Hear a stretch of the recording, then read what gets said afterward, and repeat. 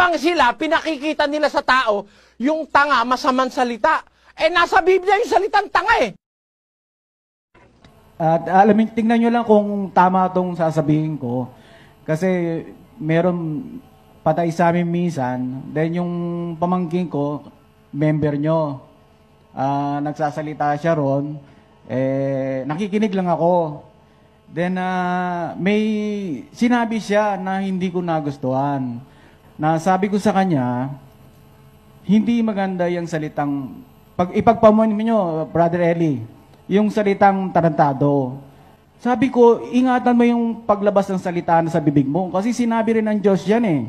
Ingatan mo yung lumalabas sa labas ng bibig mo. Huwag mo intindihin ang pumapasok sa bibig mo. Di ba ho? O nauno lang yung sinabi. Ganito po ang sagot ko, kapatid. Ganito ang sagot ko. Ito po ang masama. Hindi po yung tarantado ang masama. Ang masama, yung manluloko, tawagin mong reverendo. Eh yung ba, tama ba sa Diyos yun? Pakinggan nyo ang sabi sa 24:24 ng Kawikaan. Siyang nagsasabi sa masama, ikaw ay matuwid, susumpain siya ng mga bayan, kayayamutan siya ng mga bansa. Tinan ninyo, international ridicule yan eh. Pagkahalimbawa yung tarantadong tao, sinasabi mong matuwid, ano itatawag mo dun sa manluloko? Tatawagin mo reverendo? Napakabalintuna naman nun. Kalaban ka ng Diyos lalabas nun. Pakinggan nyo sa Isaiah 5:20. Ganito po nakasulat. Sa aban nila na nagsisitawag ng mabuti ay masama, at ng masama ay mabuti, na inaaring dilim ang liwanag, at liwanag ang dilim, na inaaring mapait ang matamis, at matamis ang mapait. Oh, galit po ang Diyos dyan eh. Sa aban nila, ang sabi ng Diyos. Kawawa kayo pagka yung masama, tinawag nyong mabuti, at yung mabuti ang tinawag nyong masama. Misnomer po yun eh. Halimbawa, kapatid, ikaw hindi ka magagalit, binentahan ka ng isang metal, makinang, sabi sa'yo ginto. Yung pala tanso, di ba magagalit ka, natanso ka? Niloloko ka na eh, tatawagin mo pa reverendo. Yan ang masama sa mga Pilipino. Hindi alam ang pinanggalingan ng kanilang wika. Tingnan ninyo ang pag-aaral ko. Kung ako mag-aaral sa Biblia, mag-aaral ako pati itimuluhan ng salita. Ano ang kahulugan ng tarantado? Ayon sa Diksionaryong Pilipino. Pakinggan nyo. UP, Diksionaryong Pilipino po ito, mga kababayan. Ang kahulugan ng tarantado. Saan galing? Saan galing? Galing po, kapatid na Eli, sa Espanyol na atarantado. Oh, ano ibig sabihin sa Espanyol ng atarantado? Wala sa sarili. Nataranta. Di ba yun ang kahulugan nun?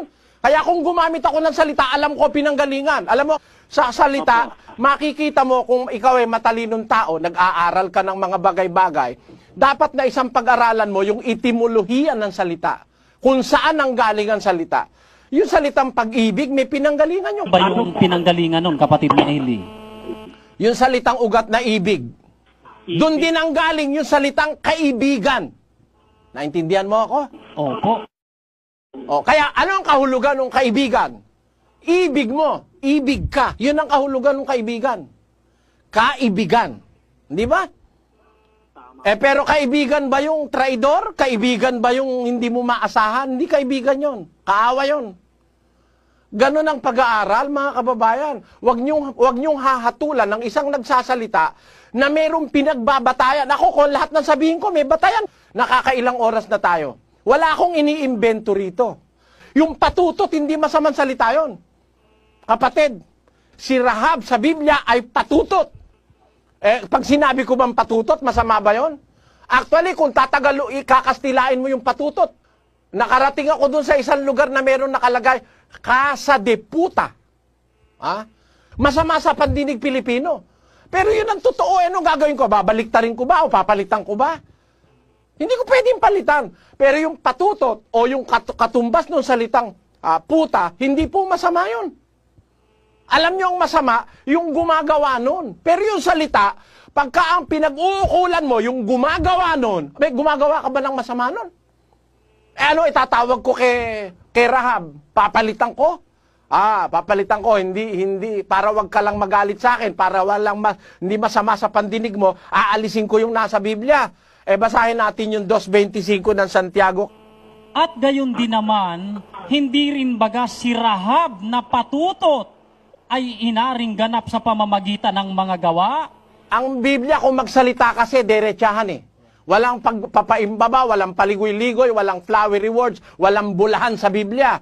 Pag sinabing patutot, ano ang trabaho ng patutot? Pakinggan nyo sa Ezekiel 23:2. Ganito sinasabi. Anak ng tao, may dalawang babae na mga anak na babae ng isang ina. At sila'y nagpatutot sa Ehipto. Sila'y nagpatutot sa kanilang kadalagahan. Dooy nangahigpit ang kanilang mga dibdib at dooy nangahipo ang mga suso ng kanilang pagkadalaga. Ayan. Ay, yan ang patutot, ano? Ano ang paliwanag ng Biblia sa dalawang patutot na yan? Pakinggan nyo sa 23:44. At sinipingan nila siya na parang sumiping sa isang patutot. Gayon nila sinipingan si Ohola at si Oholiba na malibog na mga babae. Palitan ko, masama ang pakinggan yun eh. Sasabihin, oy, masamang marinig ng bata. O ikaw, kung sabihin ba ng anak mo sa'yo na tarantado ka, hindi mo tinuruan yung anak mo. Kaya masasabi nung anak mong tarantado ka. Pero wala akong anak na magsasabing tarantado ako. Bakit? Ang lahat ng batang tinuturuan ko rito, hindi nila ginagamit yung salitang tarantado sa hindi kinauukulan. Dahil ang salita masama pag ginamit mo sa hindi kaukulan. Pero pag halimbawa, yung talagang patutot, tinawag mong patutot, hindi ka gumagawa ng masama nun. Sinasabi mo lang ang totoo para ang tao wag maligaw. O patutot yan. O magnanakaw yan. O manluloko yan. Hindi ba ganyan ang totoo? Pero para sabihin mo, yung tarantado, tatawagin mo, reverendo, banal, santo, susumpain ka na ng Diyos, susumpain ka pa ng bayan. Biro mo, pinakilala mo reverendo, manluloko pala, isang bansa kaming lolokohin, reverendo ba yan? Yan ang sinasabi ko, mga kababayan, wag tayong parang mga ipokritang yung kagaya ng mga nakasalubong ni Kristo nung araw na mapagbanal-banalan. Na kunyari, kung magsalita kay babait, pero ang mga trabaho, pakinggan nyo sa 1.16 ng Tito. Sila'y nangagpapanggap na nakikilala nila ang Diyos, ngunit ikinakaila sa pamamagitan ng kanilang mga gawa, palibhasa'y mga malulupit at mga masuwayin at mga itinakwil sa bawat gawang mabuti. Yan ang masasabi natin. Para bang sila, pinakikita nila sa tao, yung tanga, masamang salita. Nasa Biblia yung salitang tanga eh. Mayroon po ba niyang kapatid na yun sa Biblia? Di ba sa mo yung 3.1 ng Galacia? Eto po. Tangang mga taga-Galasya. Ni Pablo sa mga taga-Galacia, ano? Tanga. Anong klaseng katangahan sa 3? Sa 3. Tangang-tanga na ba kayo? Kung halimbawa, ang pahahatulin mo dyan, yung kapatid natin, masama pala bunganga ni Pablo. Nagsasalita ng tanga, nagsasalita ng loko. Basahin natin yung Roma. Sila'y mga lokong nagmamarunong. Pala si Pablo nung salitang tanga, loko. O tamo, kanino? Aba, hindi ginagamit ni Pablo sa tatay niya yon.